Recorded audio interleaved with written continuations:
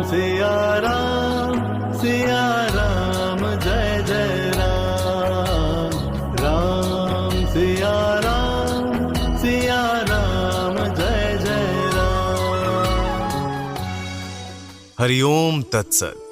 तो चलो एक बार फिर सबही के संग मिलकर हरि कथा को आगे बढ़ाएं। अब पिछली बार हमने कथा सुनी कि कैसे लंका का राजा रावण छल से माता सीता को अपहरण करके अपने विमान में ले गए और श्री राम उन्हें ढूंढते हुए विलाप करने लगे। अब सुनते हैं आगे की कथा। जब जटायु ने श्री राम से कही कि उन्होंने रावण को रथ लेकर दक्षिण की तरफ जाते देखो है, तो श्री राम उसी दिशा में सीता मैया की खोज में निकर पड़े। रास्ते में शबरी जी को आश्रम पड़ो। बूढ़ी शबरी ने जब दोन सुंदर राजकुमारों को आते हुए देखो तो वे भाव विभोर हो गई और उनकी आंखों से आंसू बहने लगे। उन्होंने श्रद्धा से दोनों को आसन पर बिठायो और उनके खाने के लिए जंगल से चुन चुन कर कंद मूल और बेर के फल लेकर आई। अब श्री राम के लिए वो सबसे अच्छे बेर देना चाहती थी, मीठे मीठे। तो जे देखने के लिए उन्होंने सारे बेर चख कर देखे और जो कड़वे निकले उन्हें फेंक दो। शबरी के पवित्र भक्ति भाव को देखकर श्री राम बड़े ही प्रसन्न भये। शबरी ने उनसे कही कि सीता मैया की खोज में वानर राज सुग्रीव उनकी मदद कर सकते हैं। उनसे मिलने के लिए श्री राम और लक्ष्मण को पंपा सरोवर की तरफ जाना चाहिए। श्री राम और लक्ष्मण दोनों पंपा सरोवर की तरफ चल गए। रास्ते में वन की सुंदरता देखकर श्री राम ने कही, लक्ष्मण देखू बिपिन कई शोभा, देखत के ही कर मन नहीं शोभा। नारी सहित सब खग मृग वृंदा, मानहु मोरी करत हहि निंदा। हे लक्ष्मण, जरा वन की शोभा तो देखो। इसे देखकर किसका मन शुद्ध नहीं होगा। पक्षी और पशुओं के समूह सभी स्त्री सहित हैं, जैसे वो मुझे देखकर निंदा कर रही हों। लक्ष्मण ने उन्हें समझायो और शांत करो और विश्वास दिलायो कि बहुत ही शीघ्र सीता मैया फिर से उनके पास आ जाएंगी। उन्हें बस जल्द से जल्द सुग्रीव से मिलना चाहिए। ऐसो सोचकर दोनों राजकुमार और भी तेजी से पंपा सरोवर की ओर बढ़ने लगे। कई दिन लगातार चलने के बाद वे अपने लक्ष्य स्थान पर पहुंचे। वहीं पास एक पर्वत पर एक प्राणी ध्यान लगाए हुए थे। श्री राम और लक्ष्मण के आने की ध्वनि सुनकर एकाएक उन्होंने अपनी आंखें खोली तो उस भयानक वन में दो सुकुमारों को देखकर उसके मन में एक अजीब सी उत्सुकता जाग उठी।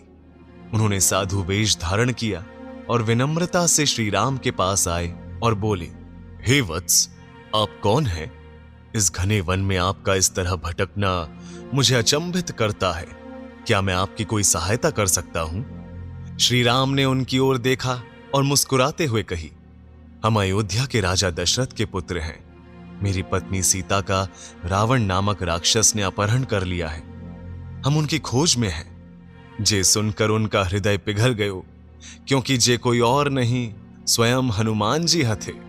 प्रभु पहिचानी परेउ गही चरना, सो सुख उमा जाई नहीं बरना। पुलकित तन मुख आव न बचना, देखत रुचिर बेश कै रचना। प्रभु को पहचान कर हनुमान जी उनके चरण पकड़कर पृथ्वी पर गिर पड़े। उन्होंने साष्टांग दंडवत प्रणाम करो और तुरंत ही अपने असली रूप में प्रकट भये और बोले, हे प्रभु, मैं आपका दास हनुमान हूं। आप मेरे स्वामी हैं और आपकी सेवा में ही मेरा जीवन है। श्री राम ने हनुमान जी को अपने गले से लगा लियो और लक्ष्मण ने भी हनुमान की भक्ति को नमन करो। श्री राम ने हनुमान जी से कही कि वे सुग्रीव को ढूंढ रहे हैं, तो हनुमान जी ने कही कि वे पास ही ऋषिमुख पर्वत पर रहते हैं। वे अवश्य ही आपकी सहायता करेंगे। वे भी अपने खोए हुए राज्य और भाई से न्याय पाने के लिए आपकी सहायता की बाट जो रहे हैं। आइए, मैं आपको उनसे मिलवाता हूं। ऐसा कहकर हनुमान जी ने राम और लक्ष्मण को अपने कंधों पर बैठा ले और पर्वतों और घाटियों को पार करते हुए उन्हें किष्किंधा ले गए। अब हनुमान जी तो पवन पुत्र है ना, तो पवन की गति से उड़ते हुए उन्होंने श्री राम और लक्ष्मण को सुग्रीव के पास पहुंचाया। सादर मिलेउ नाई पद माथा, भेटेउ अनुज सहित रघुनाथा। कपिकर मन विचार एहि रीति, करी हहि विधि मोह सने प्रीति। सुग्रीव श्री राम को देखकर उनके चरणों में झुक गए। श्री राम ने भी छोटे भाई सहित उनसे गले लगा लियो और एक नई मित्रता की शुरुआत कर दी। उन्होंने सुग्रीव से कही कि दुष्ट रावण उनकी पत्नी देवी सीता को उठाकर ले गया है। तभी सुग्रीव को कछु याद आयो उन्होंने अपने सेवकों से कुछ कही तो वे एक पोटली ले आए। वे पोटली सीता जी के वस्त्र का ही टुकड़ा थी और उसके अंदर सीता जी के आभूषण बंधे भये थे।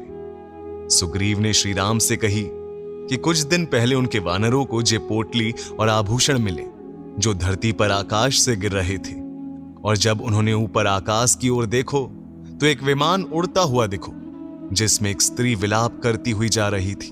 तभी उनकी सेना का वानर जे पोटली और आभूषण उनके पास ले आए। मांगा राम तुरत ते ही दीन्हा, पट उर लाई सोच अति कीन्हा। सीता जी के वस्त्र और आभूषणों को श्री राम ने हृदय से लगा लिया और वे गहरे दुख में डूब गए। तब सुग्रीव ने कही, प्रभु आप चिंतित ना होए, मैं अवश्य ही आपकी मदद करूंगा सीता जी को ढूंढने में। लेकिन श्री राम ने पूछी, लेकिन क्या वानर राज? तब सुग्रीव ने प्रभु श्री राम को अपने जीवन की दुख भरी कथा सुनाई जो किसी के भी हृदय को चीर दे। सुग्रीव ने कही, रघुनाथ हम दो भाई हैं, बाली और मैं। हमारे बीच इतनी गहरी प्रीति थी कि उसका वर्णन करना असंभव है। लेकिन एक दिन मायावी नामक दानव मैं हमारे दरवाजे पर आकर हमें ललकारने लगा। बाली इस चुनौती को सुनकर उसके पीछे दौड़ पड़ा। पीछे पीछे मैंने भी अपने भाई का साथ देने के लिए दौड़ लगा दी। उस मायावी ने गुफा में शरण ले ली। बाली ने मुझसे कहा, तुम यहीं प्रतीक्षा करो, यदि मैं 15 दिन में बाहर न आऊं तो समझ लेना कि मैं मारा गया। मैंने चुपचाप अपने भाई की बात मानी और गुफा के बाहर प्रतीक्षा करने लगो। लगभग 1 महीने भर बाद गुफा से खून की एक धारा निकलती दिखाई पड़ी। मुझे लगा कि मायावी ने बाली को मार दिया और वो मुझे भी मार देगा, तो मैं डर के मारे गुफा के द्वार पर एक शिला रखकर भाग आया। वापस पहुंचा तो नगर के मंत्रियों ने मुझे राजा बना दिया। लेकिन कुछ दिनों के बाद बाली लौट आया और जब उसने मुझे सिंहासन पर देखा तो उसने मुझे दुश्मन समझ लिया। उसने सोचा कि मैंने जानबूझकर उसे गुफा में बंद कर दिया ताकि मैं राजा बन सकूं। बाली ने मुझे बहुत मारा प्रभु। उसने मेरी पत्नी और मेरी सारी संपत्ति छीन ली। उसके डर से मैं हर जगह भटक कर अब मैं इस ऋषिमुख पर्वत पर रहने लगा हूं, जहां बाली एक शाप के कारण नहीं आ सकता। फिर भी मैं हमेशा भय में ही जी रहा हूं। अब जब श्री राम ने सुग्रीव की यह दुख भरी कथा सुनी तो दीनों पर दया करने वाले श्री राम की विशाल भुजाएं फड़क उठी। उन्हें सुग्रीव के साथ हुए इस अन्याय पर गहरा क्रोध आयो और उन्होंने सुग्रीव की मदद करने का संकल्प ले लियो और वे सुग्रीव को साथ लेकर ऋषिमुख पर्वत से नीचे उतरने लगे और सीधे किष्किंधा नगरी की ओर बढ़े, जहां बलशाली बाली अपने वैभव में आराम से रह रहे हो। सुग्रीव ने प्रभु श्री राम के साथ किष्किंधा पहुंचकर बाली को युद्ध के लिए जोर जोर से ललकारो। बाली ने सोची कि सुग्रीव इतना साहस कहां से जुटा लायो, लेकिन उसे ये नहीं पता थी कि अब सुग्रीव के पीछे स्वयं श्री राम खड़े हथे। बाली तुरंत ही क्रोध में आकर दौड़ा, लेकिन उसकी पत्नी तारा ने उसके पैर पकड़कर उसे समझाते हुए कही कि सुग्रीव जिनसे मिला है वो दोनों भाई अत्यंत बलवान और तेजस्वी हैं। आप उनसे युद्ध ना करें। लेकिन बाली ने एकऊ नहीं सुनी। दोनों भाइयों के बीच एक भयंकर युद्ध छिड़ गयो। अब श्री राम बाली पर बाण चलाना चाहते थे, लेकिन सुग्रीव और बाली बिल्कुल एक ही जैसे नजर आ रहे थे। श्री राम समझ ही नहीं पा रहे थे कि उनमें से बाली कौन है। इतनी देर में बाली ने सुग्रीव को बहुत पीटो। तब श्री राम ने सुग्रीव के गले में पहचान के लिए एक पुष्प माला डाल दी और सीधा बाली के हृदय में बाण मारो।